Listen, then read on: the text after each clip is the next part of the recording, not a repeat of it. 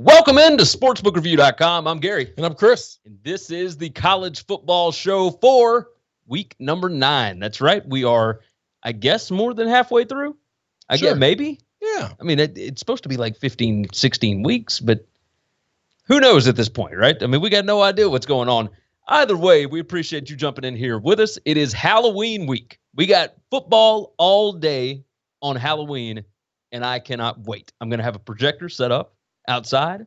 Got several games. I'll have games on the iPad, games on the laptop, etc., while my wife and mother-in-law and everybody else hands out candy and all that kind of stuff. We have a thing set up, right? Like PVC pipe that we cut, that we're going to drop candy down to kids that are out on the sidewalk so they don't have to come up to the door. All right. So you got a favorite candy? Favorite Halloween candy? I mean, I'm a pretty easy guy when it comes to Halloween. My two favorite candies are Reese's Pieces, which nobody gives away for Halloween, and Starburst jelly beans.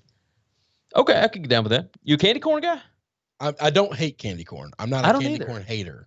It's not my favorite, but I don't hate it. Yeah, a lot of people hate it. I don't turn my nose up on many things. I'm kind of with you.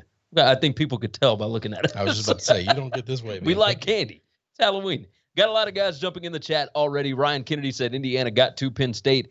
Danny Lapati, great show. Chris makes me laugh my ass off. That's what I'm talking about. And Luke Schneider, Penn State should have won. He has to do the Rays score 4 runs tonight. I think so. Yes, I think so. This looks like a bullpen game. Yeah. So, no, we're not baseball guys, at least according to this show. But Tom Lowe jumps in, Northwestern lock. Look, we're going to jump into all of this stuff. But first things first, now that we've let a few more people jump in, sbrpicks.com/NCAAF. That is the website. You need to bookmark it. You need to make sure you visit it over and over and over again. For this entire college football season, we've got everything that you need to know about all the biggest games and even some of the not biggest games. I mean, we just deep dive everything over there. Make sure that you jump in there. That is the website, sbrpicks.com/NCAAF. You can find it down in the description. Make sure that you go ahead and like this video. It's a little thumbs up button right down there. Do us that favor. It helps us out a ton. And all you got to do is click the like button. I mean, it's real simple stuff. Real simple. Make sure you are subscribed to the channel.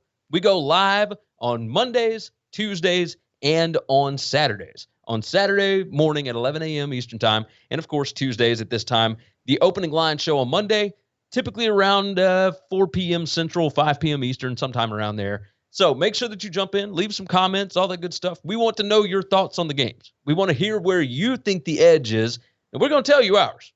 But we want to hear your thoughts as well. It's going to be a good week this week, I think. I'm excited. I do like a lot of games this week. We weren't great last week, but I haven't been great all week. Listen now, 3 and 4 is not bad. You did all right. 3 and 4, not a terrible week for me. Before we jump into our recap with this, go over and do yourself a favor.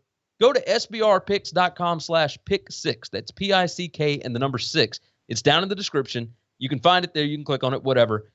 Pick 6. That's where you can join in and win your share of $1,700 every week in cash prizes. It's free to enter. You're going to make picks on the NFL and on college football or one or the other, whichever one you want to do. But sbrpicks.com/pick6. Go and check that out. Now, we'll go ahead and let you know. There's a lot of games this weekend. And there will be from now until the end of the season. We're not going to be able to hit them all on this show. Otherwise, this show would run 3 hours long every single time we do it. We ain't got that much time. It might run longer than that. I mean, starting next week, we got the Pac-12 jumping back into the pool. So and the MAC. Yeah, everybody will be in the pool next week. Ooh. You're talking about 60, 70, 80 games a week. You got that right. So with that said, make sure that you follow us on Twitter. So I am at Gary WCE. I'm at Chris B. Giannini. And we will answer any questions you got. Just reach out to us over there. Very simple to do. You can DM us. You can just tweet at us, whatever you want to do. But hit us up on Twitter. We will let you know our thoughts, whether we have a lean on the side or not, whatever it is. We'll let you know our thoughts and tell you why we're staying away or why we're jumping on it, et cetera, et cetera. Lots more guys jumping in. My favorite duo who cover college football, that's Michael Chagas. That's what I'm talking about. Nigel Lee has covered every game in the World Series. Yeah. Yes. Before the World Series started, I was talking to a really good friend of mine, big Braves fan, really hating the Dodgers right now. I kind of enjoy it. And he asked me about what I thought, and I said 7 runs is going to win every game. You got one game so far. The Dodgers scored 6, and it was 6-1. Still went over. But I said 7 runs every game is what's going to take to win. I'm with you. Been there so far. Tom Lowe said, Gary, thanks again on Twitter. I should have listened to your advice about Miami. Yeah.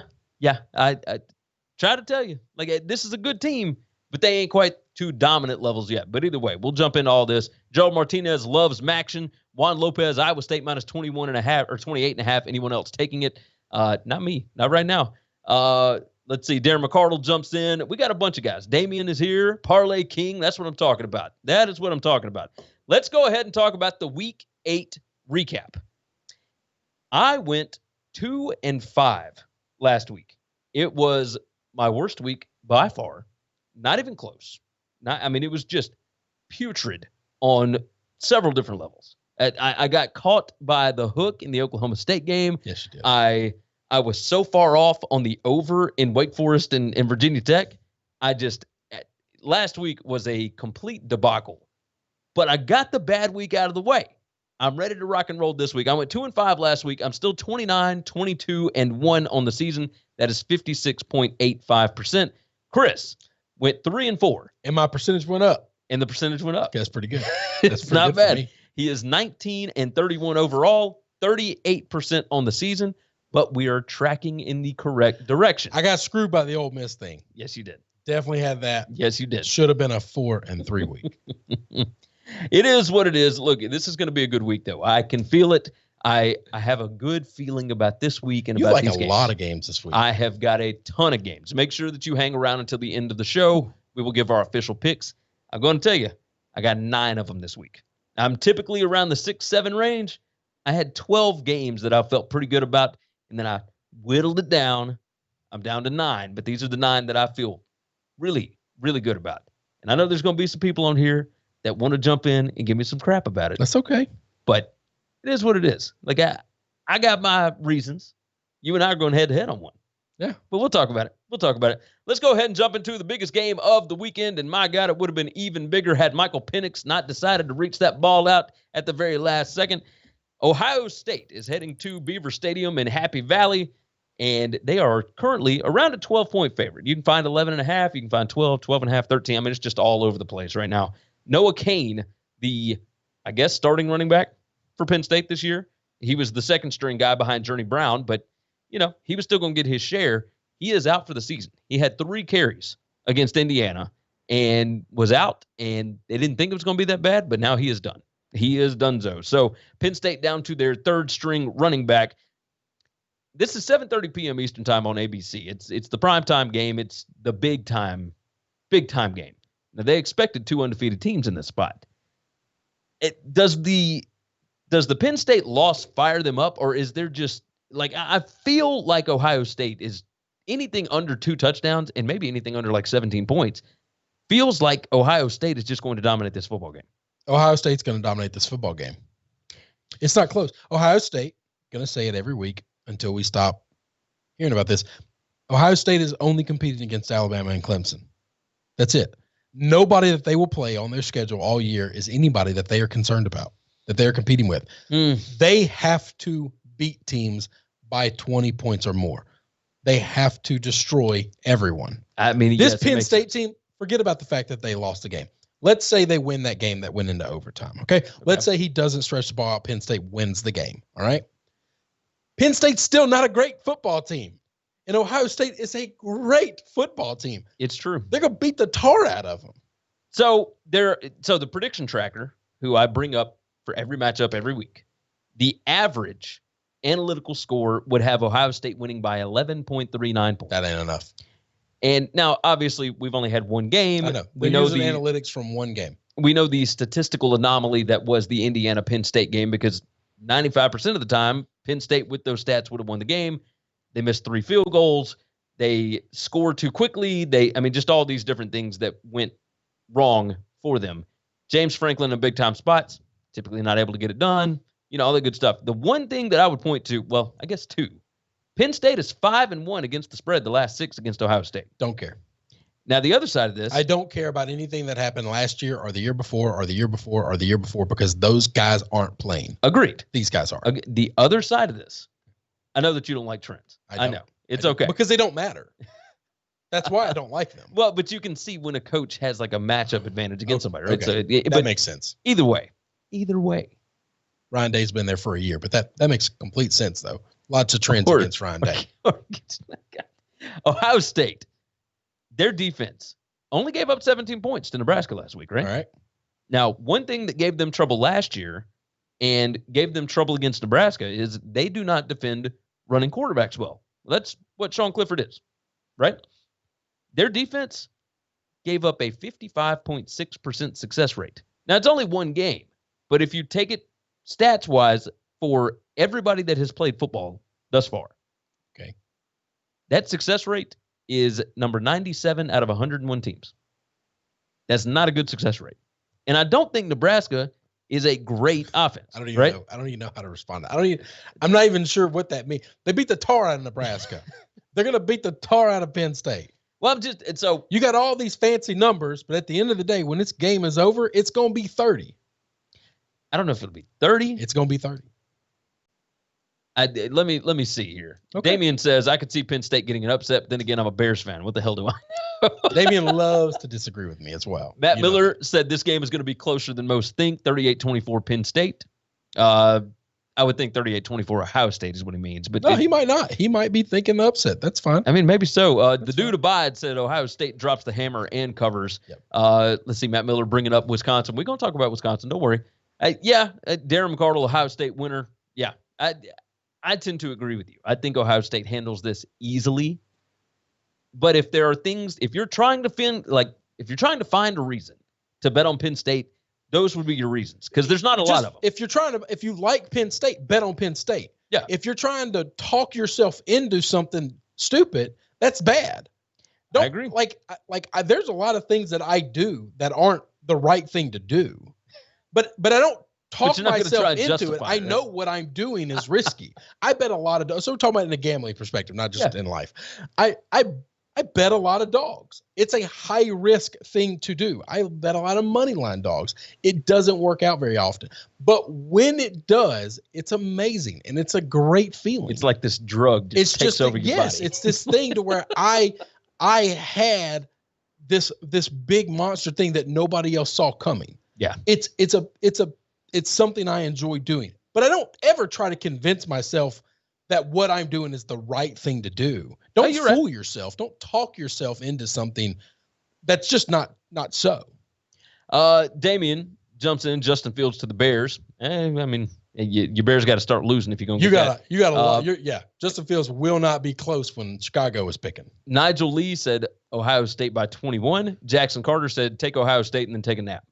Yeah. Might be the right thing to do. Might be the right thing to do. This game I do not find will be fun. Jackson brought up it's an addiction, talking about the money line underdogs. Yeah. Yes, 100%. 100%. All right, let's move off of that. Let's move into the biggest Big 12 game of the day, and that would be Texas heading to Stillwater, Oklahoma to face off against Mike Gundy and the Oklahoma State Cowboys. Oklahoma State, a 3.5-point favorite as it sits right now. 58.5 is the total, or roundabout. Of course, make sure you shop your lines over at sbrpicks.com/NCAAF. It's 4 p.m. Eastern time on Fox. This is at Boone Pickens Stadium in Stillwater. And look, I know you don't like trends. Oklahoma State, 5-2 against the spread, their last 7 against Texas. Gundy has Herman's number. Now, Tom Herman has beaten him one time, but that wasn't a great Oklahoma State team. And this Oklahoma State defense is for real. They have got like the 3rd best rushing defense in the country, if my memory serves me correctly. Had Texas not played and beat up on a not very good Baylor team last week, this line should be closer to a touchdown. I agree with that. We all just saw Texas look really good, and we also Oklahoma State struggle. Martin jumps in. Texas money line is a decent value here. Look, I'm not going to say that Sam Ehlinger can't pull off some kind of crazy. Yeah. Oh no, I don't. To think Texas can't win this game is crazy. Agreed. But more times than not, I believe that Oklahoma State will win this game and cover. This is one of my official picks. I love Oklahoma State here, especially last week. I got caught by the hook with them, and I understand I got a hook again. I don't care. Oklahoma State, to me, is the play. That defense is legit this year. They got Spencer Sanders back. All those stats that you look up for offense, it doesn't matter because they got Spencer Sanders back now. They've got the offense that they anticipated having at the beginning of the season. Now you finally got him going on. I'm all in. Chad Nelson said, what's up? Let's see. Curry, Brazelton, Cincinnati will beat Memphis. Too many people out for Memphis. I haven't seen too many people out this week, but maybe I'm crazy. Either way, we'll get to all those games. But yes, I love Oklahoma State in this spot. It's not a Big 12 championship game, but this is the stretch run for Oklahoma State. And last week, they had a little bit of an easier time with Iowa State than I thought. They should have won that game by more than they did. They should have, yeah. But they pretty much dominated the game. Pretty much the whole ball game up until the last little bit. They were up by double digits. Well, true, the whole time. That's right. As far as the total goes, Darren jumps in, Texas and Oklahoma over. Matt Miller said, hey, as a Texas fan, we never get blown out or win big, so I'm ready for another heart attack. 2018, we were number 6 and lost at Oklahoma State. 2 years later, they are number 6. I say we return the favor. Cheers to you. I would love to see it happen. I don't think it's going to. I am all over Oklahoma State in this spot. I think this is a big, big spot. Oklahoma State is the playoff contender, and they will likely get knocked out by West Virginia or Kansas State or somebody along those lines. That's what typically happens when they end up good. We all remember 2011, they lost at Iowa State, who was a bad team at the time. So either way, let's go ahead and move into the biggest G5 game of the day. That would be Memphis heading to Cincinnati. Luke Fickell gets to host Ryan Silverfield in his first big matchup here. And, 12 p.m. Eastern time game in Nippert Stadium, ESPN. Luke Fickell and them boys feeling good about themselves. Do the Tigers have a chance here? The Tigers 5-0 straight up and against the spread against Cincy the last 5. I don't know, man. I don't think so. I think the Cincinnati team is really good, but I'm in love with the Cincinnati team. I do love Cincinnati. I think what they're doing, I think the way they've built it, Luke Fickell saw Memphis and UCF were dominating this conference. Yes. And he said, we're going to go the other way. I can't get that kind of talent. It's what Utah does in the Pac-12. Yeah, we live in the Midwest. We can't get those boys to come play football for us. They can get some, but they put them on the defensive side instead of the offensive Well, that's side. it. So we're gonna build our team differently. If we want to win this division, if we want to win this conference, we have to beat those teams. SMU has put themselves in the mix in that same conversation with those two teams. Yep. And Luke Fickell has designed what I think is the perfect football team to beat these crazy fast, crazy athletic, but all skill player teams. They do not play great in the trenches, and he brings the game into the trenches, and he doesn't let them out. You are correct. He just boxes it off, he walls it off, and he doesn't let them get loose. And I think all three of those teams, I told you last week they were going to beat SMU, they're going to cover SMU, and they're going to beat, and they're going to cover Memphis. They're going to beat, and I don't know what the numbers are going to be, but it's not going to be huge, and they're going to cover UCF. They are designed. He has built his team perfectly to handle those teams, to beat that style of football. Yes. Nigel Lee said Cincinnati always has a big letdown game every year. This is it. And then Matt Miller said, do you think Fickell takes a bigger job after this year? Well, it just depends on what's open. This is a COVID that's year. The thing is we're curious at how many jobs will open this year. Will ADs treat this season like a normal season, or will a lot of coaches get a little bit of grace? Now, I know it was very weird that Southern Miss fired their coach after game 1. Like, get out of here. But you saw that their interim coach just left. Just left them. While that's weird, and I know we're not going to spend long on Southern Miss, but he left to go coach Austin Peay, who is going to be playing in the spring. Yeah. So going to get in there now, take advantage of the early start time or whatever. Let's see. Darren McCardle, Cincinnati is the UCF this year. They will go undefeated. I think if Cincinnati goes undefeated, they got a fighting shot to get into the playoffs. Because that fourth team is going to be 2 or 3 loss some other team. True. They would have to dominate these games. And I think they'll put a 2 or 3 loss Power 5 team, Power 5, very, very loose term. Yes. This year.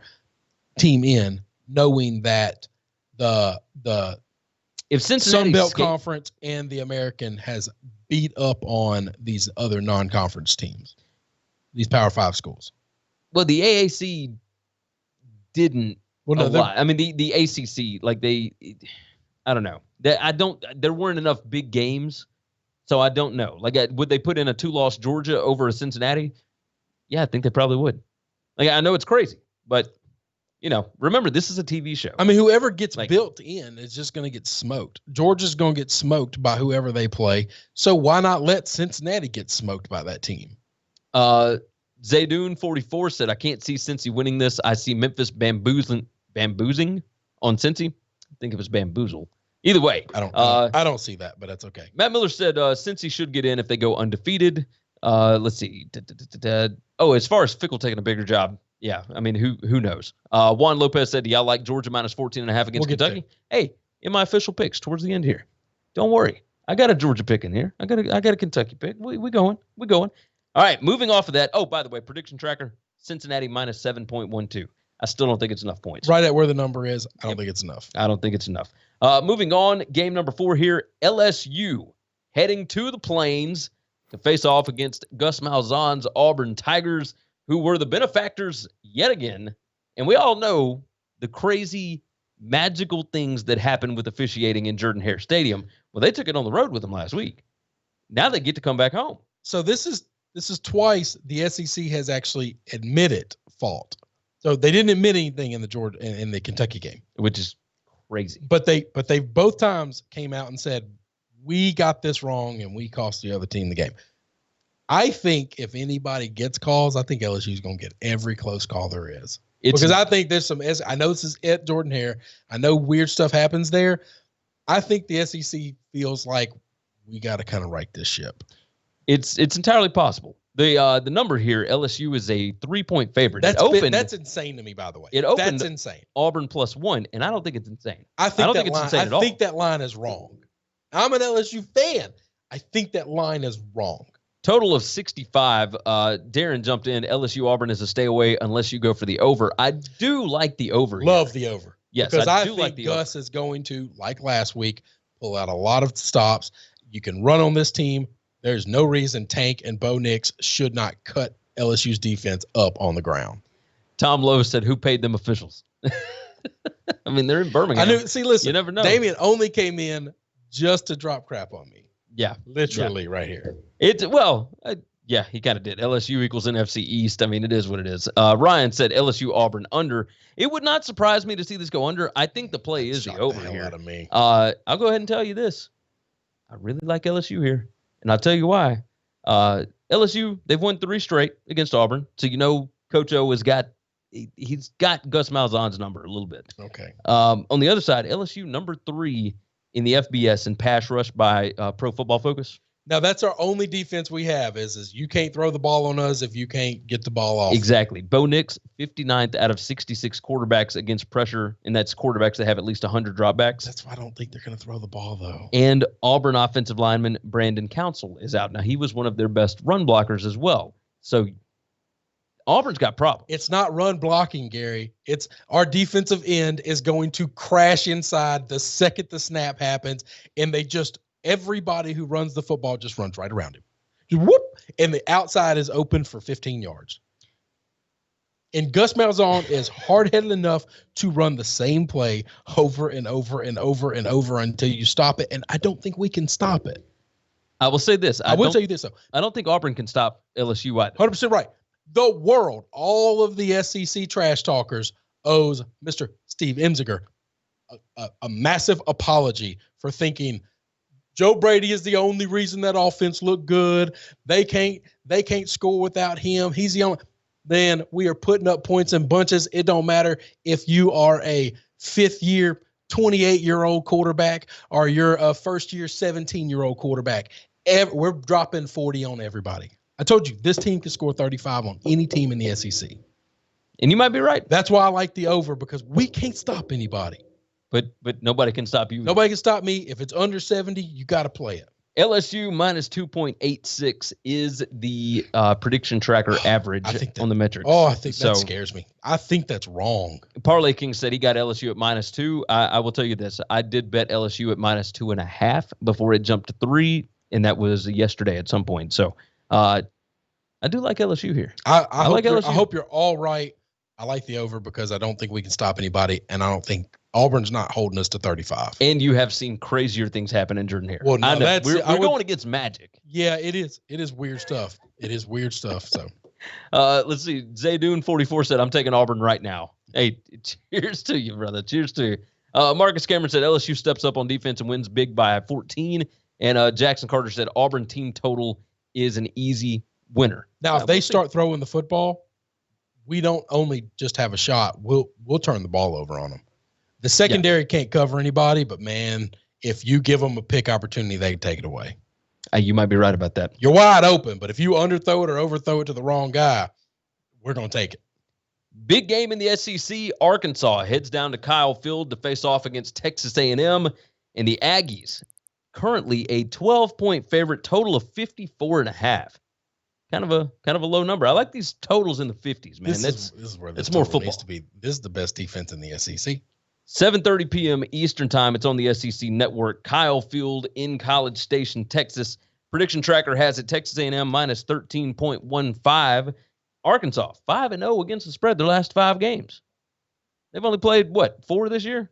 Is that right? I guess so they covered last. They covered at the end of last season. At the end of last season, I didn't know that. All right. So 5 of their last 6 games in this matchup, A&M has won by 7 points or less. And that includes some really bad Arkansas teams. They're real bad. And some pretty good A&M teams. Yes. I'll tell you the matchup that I see here. Okay. Arkansas, 97th in the country in EPA per rush against. Or for, excuse me, on offense. Arkansas can't run the football. No. They just can't run. That's fine. Cannot do it. Texas A&M, 30th in rush defense. Okay. I can see, because all these teams that Arkansas has played well against, none of them are as competent or play the same style that Texas A&M plays. I like Jimbo Fisher a lot in this spot. Like, I really think, like, Arkansas has looked almost too good thus far.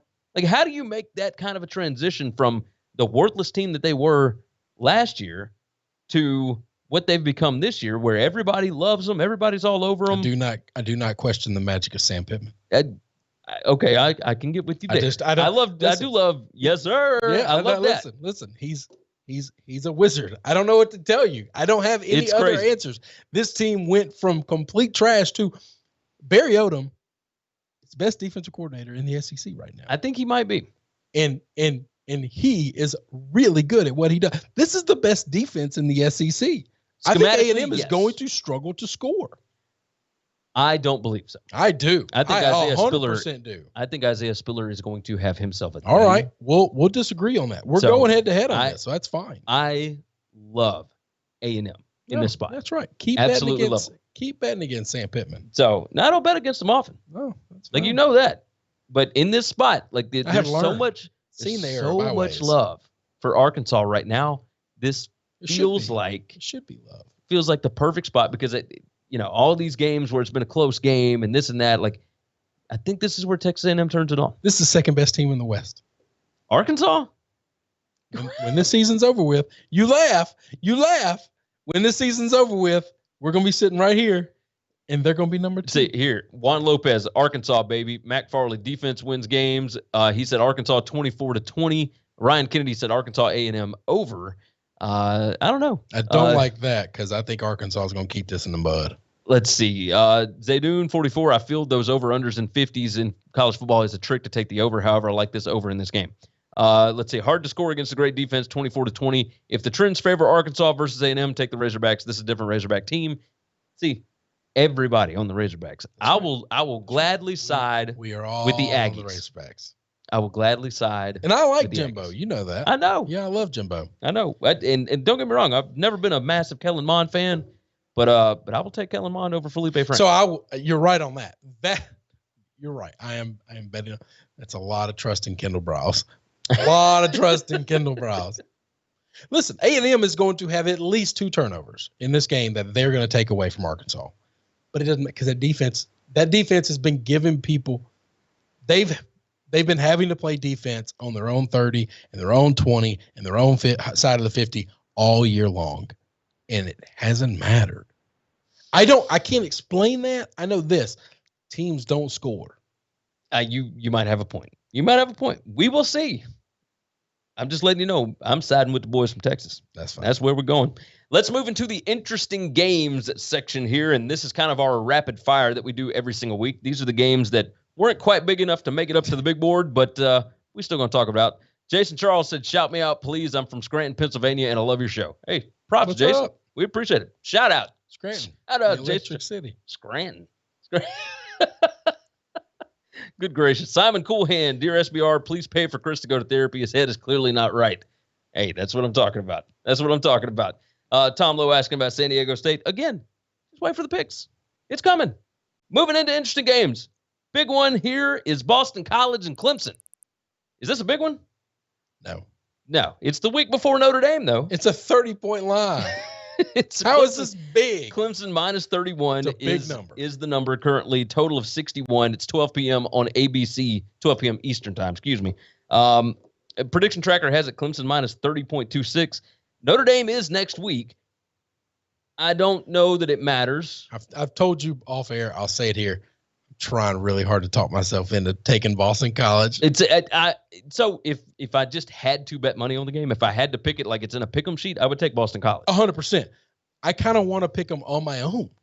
Yeah. I think the number's too big. I don't think there's anything wrong with that. Because Clemson, outside of the one we took this personal, we have a vendetta against Georgia Tech. Yep. They haven't blown anybody out because they're choosing to just not run up the score on folks. And they're playing everybody. And all 115 guys that they got on the team. I think Boston College is the one team they've played so far that can actually score. Yes. I'm with you. Syracuse couldn't score, and they got 21 on them. Yeah, it's insane. They hadn't scored 21 against anybody all year. Well, they didn't score 21 on. They got a pick six in there. Okay, so they still. But their offense only scored 14. Counts, right? Let's see. Damien said Clemson going to murder Boston College. Literally everything that I say, he's just going to swing the opposite way, Damien which is probably smart, by the way. I don't disagree with that logic. Just let me be the dummy, and then you just go opposite for me, and you look like a genius. That's kind of cheating. Chad Nelson said I would take BC. Hey, whatever you got to do to profit, man. You need some money. I mean, you figure out which way you're going to do it. Let's see. Much love, my guy. Clemson covers easy from Paul Cole. And Simon Coolhand said Boston College plus 30. Hey, I like them better at plus 31. I think you can find some 31.5s, actually. So moving on, next game, Kansas State and West Virginia. West Virginia, a 3.5-point favorite right now. I have no idea what's going on in the Big 12.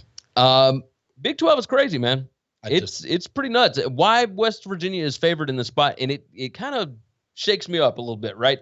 Yes. Because Kansas State and West Virginia, you would think Kansas State would be the favorite in this game. Correct. Right? But they're not. West Virginia is favored, even though they lost to Texas Tech last week. West Virginia's defense is legit. This is a good defense. They are good. The Big 12 is so weird with defensive teams and offenses that kind of look terrible. I will tell you where I think Kansas State wins this game. I like Kansas State here. You're a big Kansas State fan to begin with, though. You like this coaching staff. Yes. You like this team. You like this hire, and the transition from the old guard to the new guard. Yeah. I mean, I got a national championship winning coach. Yeah. And I understand, I like Neil Brown too. But I think this Kansas State Neil Brown has proven he's got his struggles. He's got his struggles early. He's still rebuilding that team. This Kansas State team, while they're young right now, they hadn't missed a beat, man. This team is so fundamentally sound. It's a joy to watch them play. I just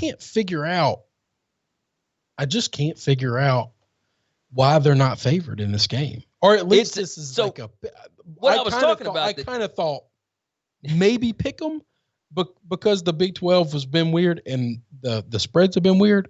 How this is that far off, I don't know. So it's a 12 p.m. game on ESPN2. The line opened at 3.5. It is still sitting at 3.5. I say it moved, and we got 100% of the action on Kansas State. So that's over at sbrpicks.com/NCAAF. Go shop your odds. So that scares me a little bit because when the books take a side, they're not moving the line anywhere. That's just weird. It is weird, but I'm a complete stay away because I don't understand it. I'm going, and also the Big 12 is drunk. Yes, it is. Yes, it is. They started off the season losing every non-conference game to every Tom, Dick, and Harry that walked into the room all the that's Sun Belt ever teams. put a uniform on. Yes. And then when they start playing each other, the good teams look like crap. The bad teams look really good. It's a mess. Everybody's playing defense. Nobody's playing offense. I don't know what the hell's going on. Let's see. Chad Nelson feels like a 24-20 type game. K-State wins. Gerard Ryan said, is Skylar Thompson back for this game? No. Will Howard will be the quarterback for the rest of the season. But he's been fine. Yeah, we don't think he's the reason this team isn't favored or not. No, right? Kansas State is not throw the football kind of team. No, they're just not winning with offense. No. Like they have got a pretty good defense, and they kill in special teams. Like Deuce Vaughn is he's an incredible playmaker. Yep. So that's where I think they win this game. Gerald Martinez, West Virginia's defense is good. Yes, they are. Yeah, they absolutely are. This is a legit defense. Moving on from there, this is what a total this game is. Good gracious. UCF at Houston. And UCF is a 2.5-point favorite on the road. Total has jumped up to 82.5. And I don't think it's enough points. Not enough points. It's not. Neither one of these teams can stop the other one. This is 2 p.m. Eastern Time game, ESPN Plus. So you got to have the streaming service to be able to get it.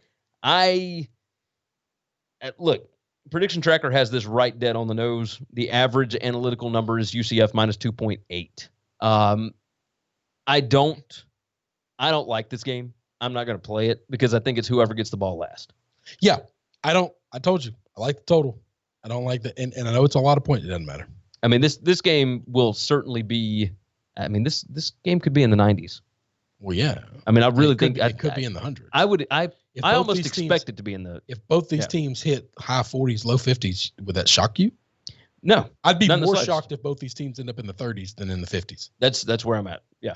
That's where I'm at with this. I mean, I just think that's insane. I'm not betting a side. Nope. I will take the over. Watch it and enjoy it. Sit back, watch it, enjoy it. That's what you got to do for this game right here.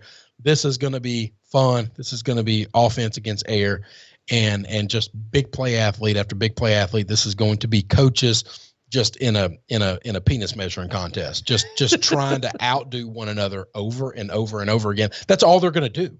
Yeah. It's just, oh, you ran that cool play. I'm going to run this cool play. Yes. I could see it. There won't be a lot of third downs in this game. I think, you might be right about that. I think you might be right about that. The Colonel jumps in. He said, dang, I fell asleep, just woke up. I'll catch what I missed on the replay. Well, welcome back to the world, my friend. There you go. Jeremy says Central Florida is so wacky. Look, they certainly are. They certainly are. They can score on anybody, but they also cannot stop anybody, and that's where this one's going to get crazy. Moving on, let's talk about something.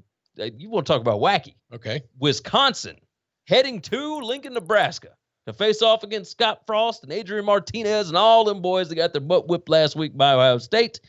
Prediction Tracker says Wisconsin should be a 16.16-point favorite, but I don't think we're going to get this game. But I think you're right. I think I don't think this game's getting canceled. I don't think that we are going to get this game. Every quarterback on the team is out. Not every. They're down to, what's the guy's name? Danny Van Boom? Do they carry 5 quarterbacks? Well, they've got a 4th stringer. No, I thought the 4th quarterback is out. No, I thought all of them have the Rona. I don't believe so. Okay. I might be wrong then. So Graham Mertz and the other guy are out. I don't see anything about the 4th string guy. Okay. Never mind then. So, either way, I don't believe a lot of quarterback news. I don't know anybody's name except for Mertz. So, I don't know what string, and when they report it, they just say quarterback Wisconsin. They don't really say this was the 2nd string guy. They should do that because Jack Cohn is out with an injury. We don't all follow. Yeah, we know Cohn is not playing. And then then Mertz and the 2nd string guy both have COVID. I know Mertz's name. Here's the other side. Mertz is all I care about. If you have not bet this game, I would not bet it. It's down to like 3.5 at a lot of spots. I mean, at the majority of spots. Yeah, it's a little number now. And what we have got currently, the reports that are coming out from Wisconsin are that they've already got 9 guys that have tested positive. There's 113 on the team. Once they get to 5%, they're already over 5%. If that is the case, the Big Ten cuts the game, tells them they can't play for 21 days. So that would knock out 3 games for Wisconsin. A couple of big games too that knocks out the Michigan game that knocks out who they played, or they had somebody else lined up. Pretty big stuff. But I wouldn't bet this. Like I wouldn't let the book hold my money. Like that's because we just don't know what's going to yeah, happen. we have no idea what's going on. Let's Purdue, see. Wisconsin, Northwestern. Northwestern. Yeah, that Those was are the going to be three. fun. So who knows? Chad Nelson said both lines better on Huskers. If Wisconsin plays, Nebraska makes it a game, could win it. I think 8 players is the number. They're down to their 4th stringer. Yes. So it's the report was that they've got 9 guys already out, and if that is the case, that's over 5%. But they're still waiting on like confirmations, all sorts of stuff. So, I mean, if you're a student at Wisconsin, you have any athletic ability at all? Maybe you walk on for this week or want to go try out? I don't know how this works. It's insane. If they play the game, even with the 4th stringer, I still like Wisconsin because that. Well, just the lines. It's just the lines. Yes. I don't know, man. I don't know. They're going to run the ball every play, and you're not going to stop them, which is fine. Listen, and that's not new to this team, by the way. Let me tell you, when I fell in love with Wisconsin, oh gosh, it might have been 20. When Joe Thomas was there? 22 years ago. It was one of Joe Thomas's years. It might have been his freshman or sophomore year. It was pretty early in his career there. I couldn't tell you who the running back is, but they ran the ball between their running backs, their rushing attack. This was, I don't remember. They put up over 500 yards of offense on the ground. Yeah.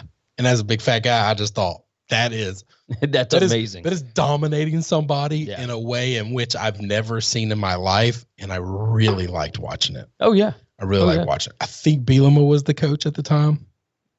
No, because Bielema wasn't. No, it was well before. It was Barry Alvarez. Yeah, that was a long time ago. It was a Barry Alvarez team. Ryan Kennedy, Gary, are you going to be the quarterback for Wisconsin this week? Look, they don't let 5'5" dudes play quarterback at Wisconsin. Neither of us are going to take that spot. No worries there. Maleligibility. Let's see, Chad Nelson. They wouldn't play for 3 weeks. Just insane. Yeah, that's the Big Ten stuff, man. The Big Ten rules are ridiculous. It's pretty crazy, and this is why we were trying to figure out in the preseason. Okay, I'm glad that they're coming back, but how will this even work? Because there's no wiggle room. They've given themselves no help at all. Yeah. Yeah. Handcuffing yourself for rules just for rules bothers me. A little more sweet said that was Melvin Gordon, right? No, I don't think it was. It was before 20 years ago. It was 20 years ago. Yeah, it was before Melvin Gordon. Listen, they run the football a lot all the time. They always have. They probably have done it a couple of times. I just remember seeing 500 yards of offense. This is before the offensive explosion of the world in college football. But yeah, the fact that 500 yards of offense on the ground, that's what they would do if you or I played quarterback. They would say, take the snap, hand the ball off. They'll probably put a wide receiver there if they can play this game. Just run Wildcat. Yeah, they'll figure out and one defensively, way to do it. Nebraska won't score. This Wisconsin defense is they're really good. A lot better than Ohio State's defense. Yes, right now I do believe that. Ohio State is built like Alabama, like Clemson. They're really, really good. They're elite everywhere. They just don't care about defense. He said, was it Monty Ball? It might have been Monty Ball. But it might have been before that. But here's the problem. It was multiple running backs. Was it Ron Dane? One running back. It might have been Ron Dane. Multiple running backs. There's Nigel Lee said that was Ron Dane. Yeah. That multiple running backs had to do it because no one running back has 500 yards in a game ever. I know that didn't happen. So it's a litany of people. It realistically could have been 3 players with over 100 yards, though. Oh, it's entirely possible. That's never been. I remember statistical anomalies. It was 20 years ago. I was pretty young, but I'm with you. I liked it. Let's see. We've got a bunch of people jumping in. Let's see. Bet the house on Wisconsin. Pretty sure I could play quarterback for Wisconsin right now and beat Nebraska. Yep. I don't know about all that, but I mean, we'll see.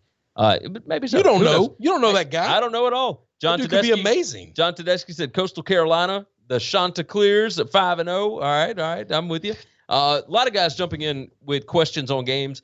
We're not going to cover everything because we don't have time to cover everything. You can reach out to us on Twitter. I'm at Gary WCE. I'm at Chris B. Giannini. We will answer. Said, speaking of Melvin Gordon, he's still running yards against Nebraska's defense, and I'm a Nebraska fan.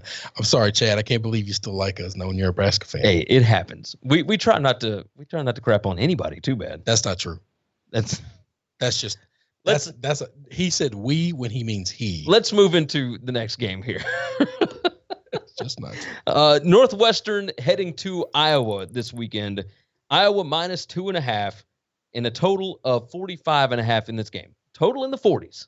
That's what I'm talking about. Let me tell you something. It ain't that's just too many points.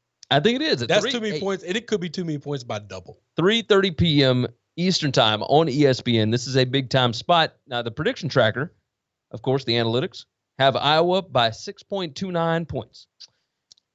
We have a wrong team favorite here. I think we do. A wrong team favorite here, boys. I really like Northwestern in this spot. Hey, Jay Will jumps in and said, love watching y'all talk football. Hey, Thank you. Appreciate that. We appreciate that. Very much so. So, you want to go or you want me? You can go.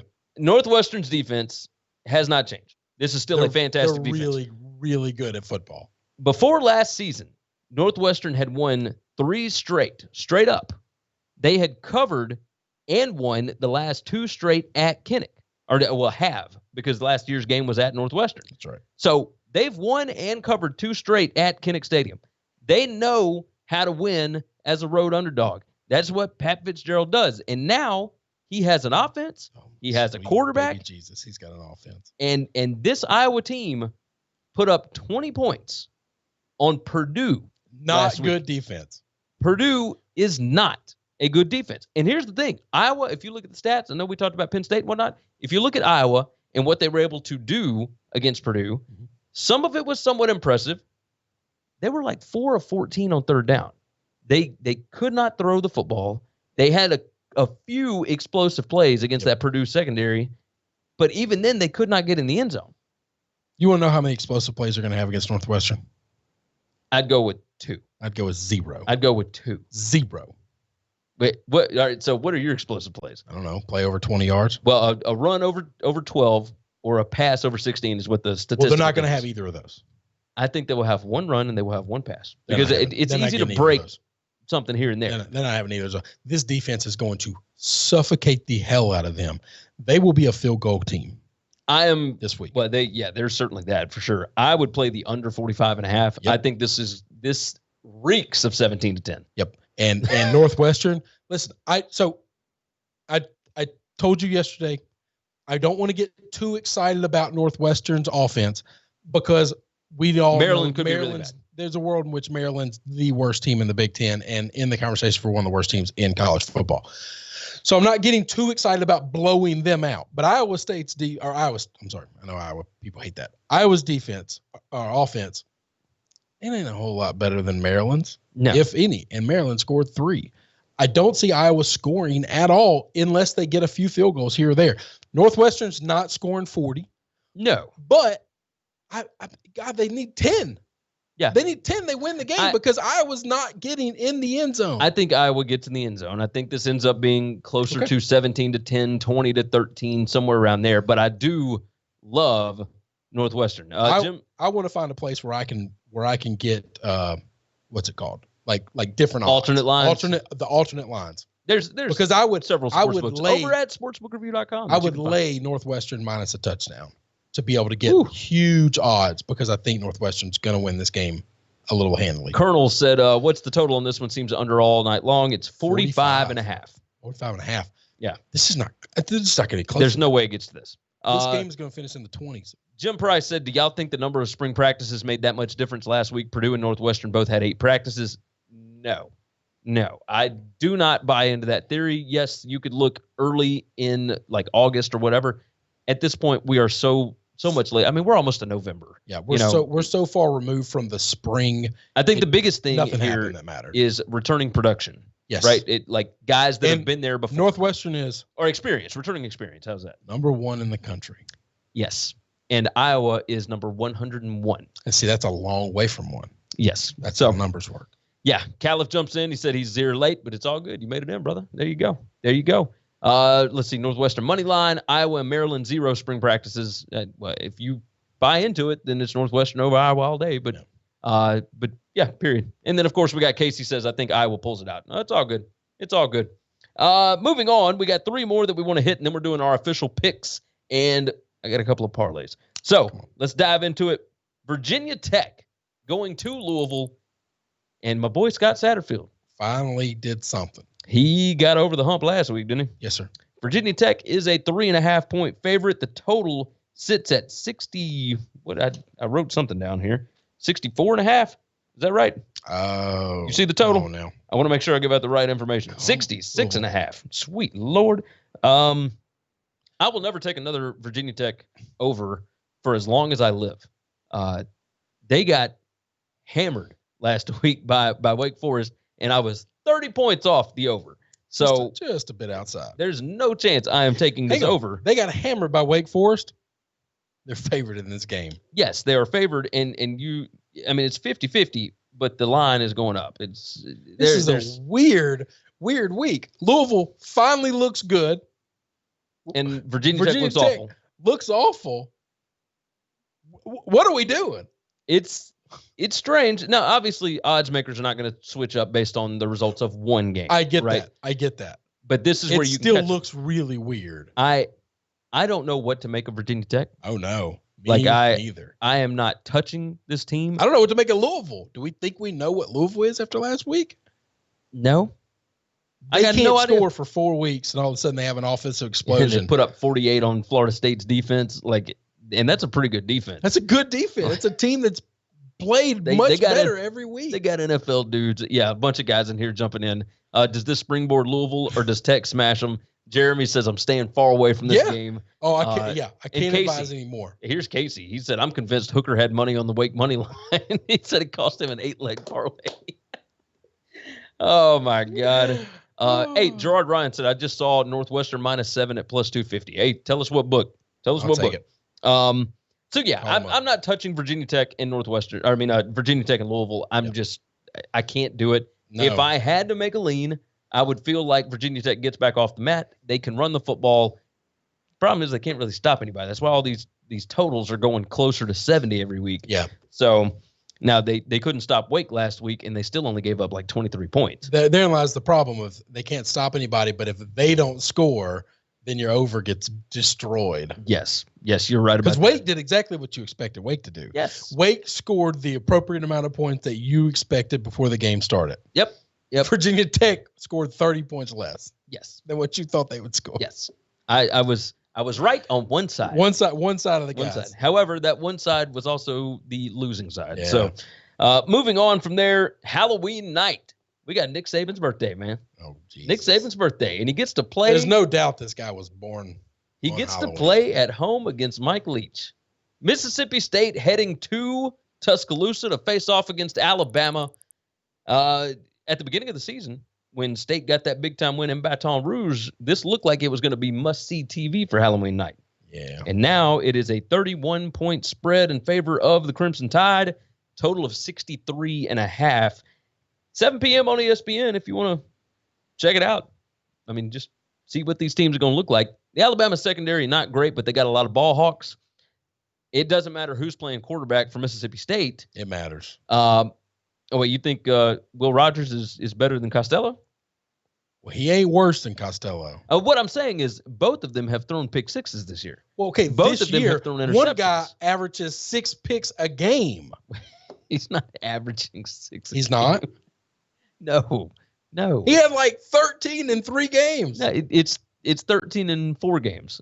And even in the win over LSU, he had 2 picks. I know that. One of them was a pick 6. I know that. He's thrown He's not a lot good of at football. touchdowns. KJ Costello, not good at football. It's kind of insane, right? Definitively. James O'Connor said, what is the Alabama team total? Well, let's see. If they're favored, or if the total is 63.5, we don't know that. They're favored by 31. That would be, what, a 50? No. I don't know how 40, you come up with this kind I can't of do the math on my in my head. I'm bad at the math thing, right? But it's a lot of points. I will say that. The team total would be somewhere around 45 or something like that. You don't think that comes down at all with Waddle being gone? No. Okay. They still put up 48 on Tennessee. Okay. And that Waddle was out, after the first play. They still got guys. The offense will run differently. You saw it against Tennessee. It just runs completely differently. Oh yeah, they're going to have to run a different offense. Now you'll probably see more of Javon Baker. He's a freshman that comes in. Bell is a freshman as well. Those two kind of speedsters. That you'll see more of them. The guy that takes over Waddle's spot is Slade Bolden. So he runs the Slade Cat. He does all the kind of stuff that they were talking about Waddle doing, but he's not as fast. Like he's a possession receiver kind of guy. He had like 9 targets against Tennessee, had over 100 receiving yards. So he took over Waddle's spot pretty well, and they still put up 48 points. Like they're good, and they've got 2 deep threats now with John Mechie and Devonta Smith. They don't have 3 now. So it kind of changes up when you're playing somebody like Georgia or something like that. I don't know it's going to make a whole lot of difference against Mississippi State. As far as the spread here, 31, it just kind of depends on – I think Alabama can name their score. Okay. You're siding with Mississippi State, aren't you? I don't like betting against a guy that dresses like a pirate on Halloween. I just think that's weird. And I think that's strange. And I think Mississippi State has looked like shit for a long time after that one game where they looked great. And I just wonder at some point in time, are they going to come out and look good again? And I'm not saying they can win, but do they at least make this a game? Can they score? Because Bama can be scored on. I do believe that's the issue. To beat somebody by 30, you got to stop the other team from scoring. Now, State hadn't scored at all since the LSU game. But I think at some point in time that changes. We can't think that that's going to happen for the rest of the year. All of the points that State put up on LSU were outside post routes against their cornerbacks because the cornerbacks were completely inexperienced. Derek Stingley was not in the ball game, etc. Alabama's got 2 NFL cornerbacks that other teams are just not targeting. Like, they're just not at all. Now, Patrick Surtain, he gave up a touchdown pass late against Tennessee last week. But Surtain and Jobe, that is 2 legit guys. So if they want to start throwing the ball in their direction, that's when you start having touchdowns go the opposite direction. So we'll see. Now, would it surprise me at all if this ends up being closer than 31? No, not in the slightest. I would not be surprised at that because I think once you get up a certain amount, there's no way you're going to keep all your guys in, okay, especially after last week. So, and they did the same thing in the fourth quarter last week. I mean, they went ahead and put in Bryce Young and they put in Trey Sanders, the dogs and all these guys. Yeah, you get up comfortably and then you don't worry about the spread anymore. So, and I don't think we got anything to worry about with here. Like, if you feel like back in Mississippi State, I think it's probably a good bet. If you feel like back in Alabama, why would you bet against Alabama? So, it's kind of Ohio State, Clemson-ish, right? Like, they can just kind of decide, all right, do we want to win by 38 or do we want to win by, whatever. Okay. And so that's the way I'm rolling with it. Last game, Missouri heading to Gainesville to take on Florida, and the line currently is 13. 13. Now, before the last couple of weeks, this probably would have been closer to like 2021, right? I would probably think that. But Missouri has looked good. They got a win over LSU. They got a fairly dominant 10-point win, if you can even say that, over Kentucky. Kentucky could do nothing offensively. And now Florida, coming off of all of their COVID issues, they've had 2 weeks off, and Missouri comes into town. It's a 7:30 p.m. Eastern time game on the SEC Network alternate. Prediction tracker has Florida minus 12.5. I like Missouri in this spot. I think Missouri has a chance to win the game. I really like Missouri in this spot. And not because of Florida having the COVID issues or anything like that. No. I think, like I told you before the season started, I think Missouri has some talent. Once, what's he called? Like the King Nerd, Eli Drinkwitz. Oh, yeah. They call him the nerd. He calls himself that. So this isn't me talking smack here. Yeah. People are offended when Gary calls them a nerd. Either way, Eli Drinkwitz, who is making $4 million a year to coach football, props to that guy. I think that he is a pretty damn good offensive coach. I think he's going to be able to score on this Florida defense. I think it's one of those that's going to come down to the end of the game, and I'm all over it. The total is 61.5. I mean, you can find a 62 if you feel like going under, but like this feels over to me. Yeah, I think Missouri's going to be able to run the football on them because they've ran the ball on everybody. Larry Roundtree. Yes, and if they run the football, they keep the cows on the sideline. They tick, tick, tick, tick, tick, tick, tick, tick, tick the clock down, and they can put up points, which makes it hard to blow that team out. It's just shrink the game, keep the other great offense on the sidelines, and you give yourself a fighting chance to win. Yeah, I think you're right. D Jackson 5656 said it's my wife's birthday Thursday. Shout out to Tara. Go Bucks. Hey, shout out Tara. We appreciate you. This is the worst Florida defense I've seen since before Spurrier arrived in 1990. Yes, it's pretty bad. There's no doubt about that. It's pretty bad. Let's see. Human Drill Bit said Mizzou couldn't keep it close at Tennessee. No chance to get close to Florida. These are two different defenses we're talking about. Two styles of play, Completely different. So that logic works every time. Yep. All the what do they call it? The circular logic. Yeah. It just doesn't make sense. Let's move into official picks. We'll go with Gary's picks first. And all 9 of them. I got 9 of them. And I'm feeling good. So let's roll with it. I'm 29, 22-1 on the season, 56%. Pretty good. I've got Colorado State. Now that's a weeknight game. But Colorado State -1.5. Of course, if you look at the teams that are playing their first game against teams that are playing their second game or whatever, the teams playing the first game already got film, all that good stuff. Fresno could not stop Hawaii from running the football. Colorado State with Steve Addazio, they are going to run it down their throats, man. I am all over Colorado State here, especially at home. Like, I love this. Fresno having to go to the cold. Like, Colorado State, there's a cold front coming through. So give me Colorado State -1.5. Kansas State +3.5 at West Virginia. We already talked about that one. Georgia -14.5 at Kentucky. Look, all of the last 6 out of 7 years, there was 1 year, and it was Kirby Smart's first year, where they only beat Kentucky by 3. Every other year after that, they have won by 17 or more. They do what Kentucky does, only better. Kentucky cannot move the football. The only way they score is if you give them points. And I don't believe that Georgia is going to give them points. So Georgia -14.5 feels like an easy winner. San Diego State -7.5 at Utah State. That's a late Saturday game. Look, I think San Diego State, they will be able to shut down everybody except for maybe BYU and Boise State. I love this defense. I'm all over San Diego State -7.5 here. LSU -3 at Auburn. We already talked about that. Northwestern +2.5 at Iowa. I think they win the game. We talked about that one.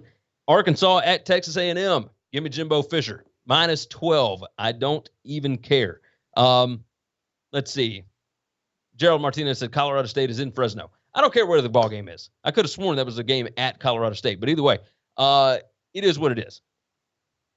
Coastal Carolina at Georgia State. I'm going over 61.5. Those two teams combined are 7-2 for the over. They can both score, and they can't stop anybody. So I am rolling with Coastal and Georgia State over. And then finally, Oklahoma State -3.5 at home against Texas. I love the fighting Gundies in this spot. I think they take it to the Longhorns. Tom Herman will be looking for a job, and he should probably be looking already. Let's move to Chris's picks. I got Arkansas +12.5. I'm going head-to-head with you. Get on the Hogs. You don't want to be on the Aggies. Ohio State -11.5. Yep. They're just going to kill them. If this isn't 20 points, I just think it's wrong.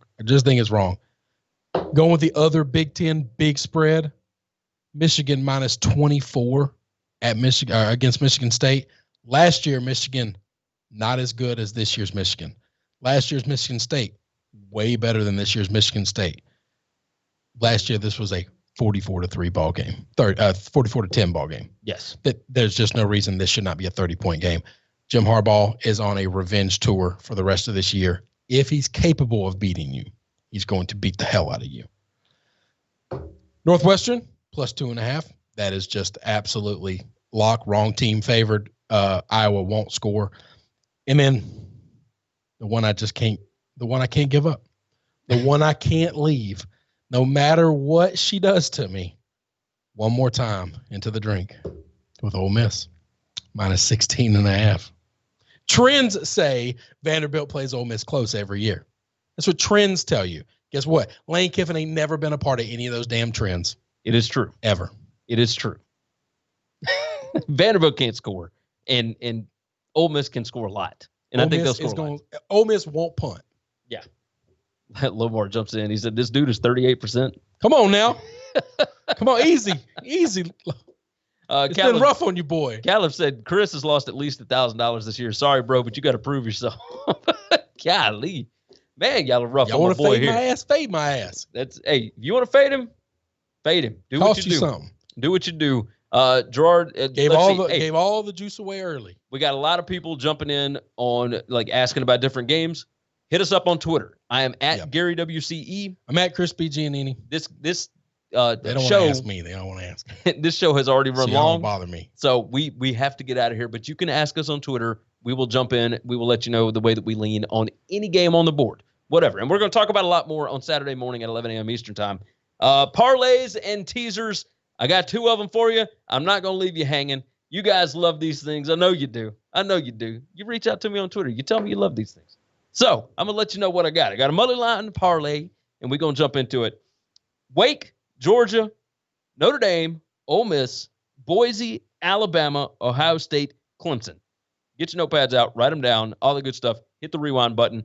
Go check it out again. It's plus 161. It's 8 teams. Why wouldn't you put Michigan in there? Make it 9. Yeah, why not? They'll probably bump it up to like 165. Either way.